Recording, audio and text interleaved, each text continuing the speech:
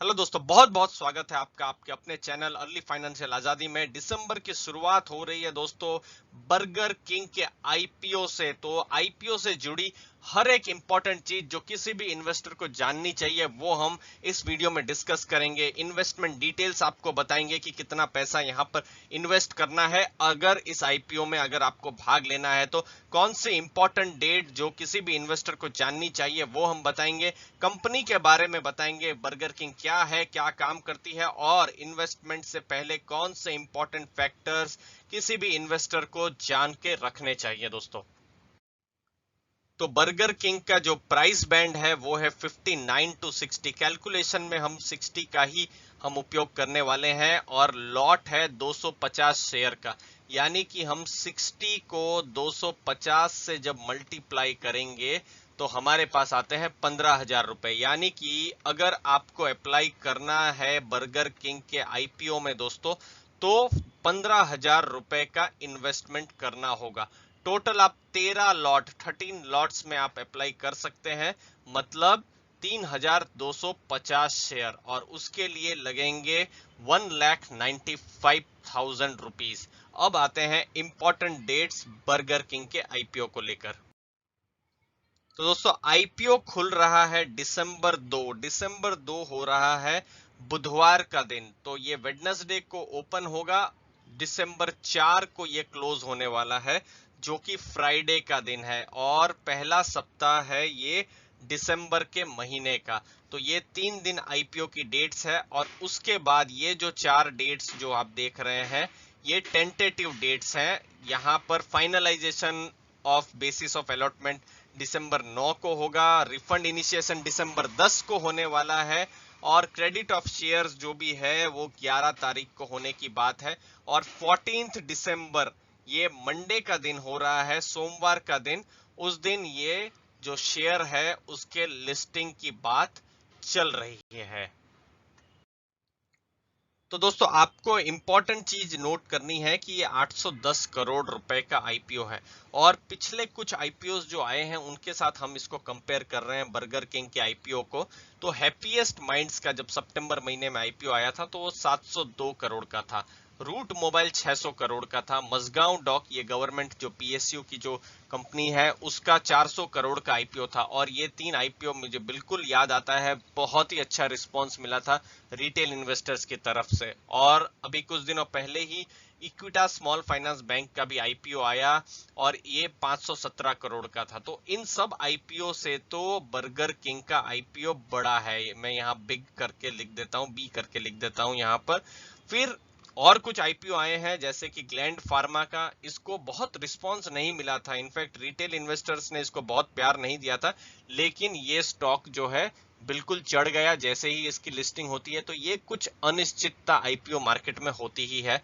फिर है UTI AMC और कैम्स, ये दोनों ही बड़े आईपीओ थे अगर आप कंपेयर करें बर्गर किंग के साथ। तो बर्गर किंग इन सब आईपीओ की तुलना में छोटा है, तो इस चीज को ध्यान में रखने की जरूरत है। कंपनी क्या करने वाली है, जो आईपीओ के जो फंड्स आएंगे उससे वो नए रेस्टोरेंट्स खोलने वाली है जो बिजनेस में वो सपोर्ट करेगा। रिटेल कोटा 10% का है। तो यहाँ पर एक और चीज बता दें, यहाँ पर 30 या जो भी 35% का जनरली हमने देखा है कि रिटेल का कोटा होता है, तो उतना कोटा नहीं है। तो ये एक तरीके से और आईपीओ की साइज को छोटा बनाएगा। और अगर बहुत अच्छी इसका ग्रे मार्केट का प्राइस रहा और बहुत अच्छे रिस्पॉन्स आए तो फिर यहाँ पर अलॉटमेंट थोड़ा डिफिकल्ट हो जाएगा। हमने पिछले कुछ दिनों में हैप्पीएस्ट माइंड्स को देखा था कि इसका भी 10% ही रिटेल का कोटा था। जो इन्वेस्टर्स हैं वो इसको कंफर्म भी कर सकते हैं, जो हैप्पीएस्ट माइंड्स का आईपीओ था। रूट मोबाइल, मसगांव, इन सब का तो फिर जैसा रिटेल का रहता है सब्सक्रिप्शन, उस हिसाब से 35% का था ही। अब दोस्तों आपको बर्गर किंग के बारे में बताते हैं। कंपनी का 1954 में फाउंडेशन होता है। 100 से ज्यादा देशों में बर्गर किंग का नाम है। 18,000 से ज्यादा रेस्टोरेंट्स हैं और अगर आप भारत की ही बात करें तो आप देख सकते हैं 200 से ज्यादा रेस्टोरेंट्स भारत में ही है। ये जो आप फोटो आप देख पा रहे हैं ये हमने बर्गर किंग की वेबसाइट से ही लिए हैं। तो इन फोटोज से आपको आइडिया आ रहा होगा कि कंपनी का क्या प्रोडक्ट है या क्या मेन बिजनेस है।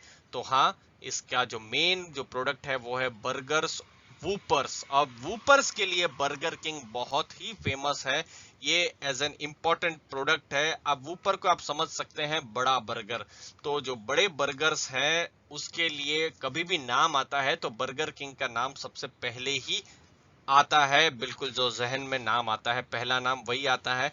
उसके अलावा जो शेक्स हैं, रैप है, डेजर्ट्स हैं, ये कुछ और प्रोडक्ट्स हैं, लेकिन जो बर्गर्स हैं उनके लिए अगर कोई नाम जो टॉप ऑफ द माइंड नाम आता है तो वो बर्गर किंग का, वूपर्स में बर्गर किंग का नाम आता है। शहरों में आप देख सकते हैं इनके बहुत आउटलेट्स हैं और जनरली इनका फोकस रहता है जो ट्रैफिक वाले एरिया, जो बिजी जंक्शंस है वहां पर, क्योंकि वहां इनको एक अच्छा खासा क्राउड मिल सकता है दोस्तों।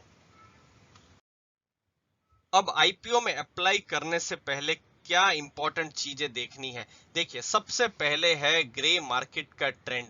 फिलहाल ग्रे मार्केट पॉजिटिव है, लेकिन हम वेट एंड वॉच मोड में है। जैसे जैसे आईपीओ का दिन करीब आएगा तो ग्रे मार्केट में भी चहल पहल होगी, तो उस समय कैसे ट्रेंड रहते हैं उसको समझना बहुत जरूरी है। 2 तारीख 3 तारीख तक जो ग्रे मार्केट के ट्रेंड्स हैं, तो अगर अच्छे खासे ट्रेंड रहते हैं तो फिर इसको अच्छा रिस्पॉन्स भी मिल जाएगा बर्गर किंग को। दूसरी चीज है ब्रोकरेजेस की रिपोर्ट, जो रिसर्च हाउसेस हैं जो इसके वैल्यूएशन पर अपनी एनालिसिस और रिपोर्ट लेकर आएंगे, तो उसका हमको इंतजार रहेगा कि हमको कुछ आइडिया आएगा कि वैल्यूएशन कैसा है, कंपनी सस्ते में, ये 60 रुपीज जो भी इसका जो प्राइस बैंड है सस्ता है या महंगा है, तब हमको पता चलेगा। कंपनी के बिजनेस को लेकर और ज्यादा डीप में हम जान पाएंगे।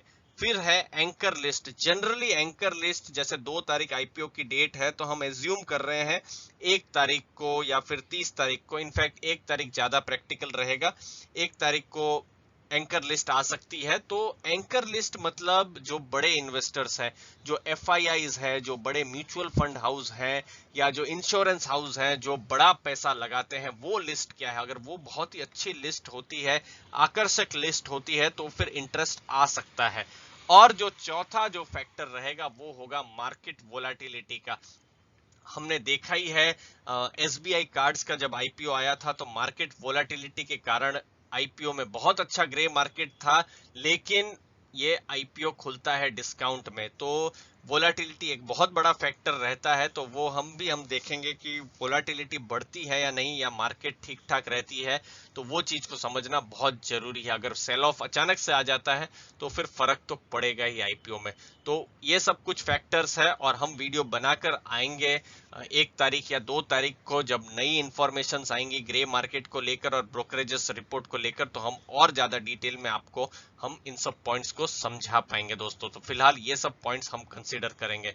दोस्तों, आपने अपना समय दिया, आपके समय के लिए बहुत बहुत धन्यवाद। Thank you very much. और अगर आपको कोई भी वैल्यू एडिशन लगा हो वीडियो में तो जरूर चैनल को लाइक शेयर सब्सक्राइब कीजिए। आपके टाइम के लिए बहुत बहुत धन्यवाद।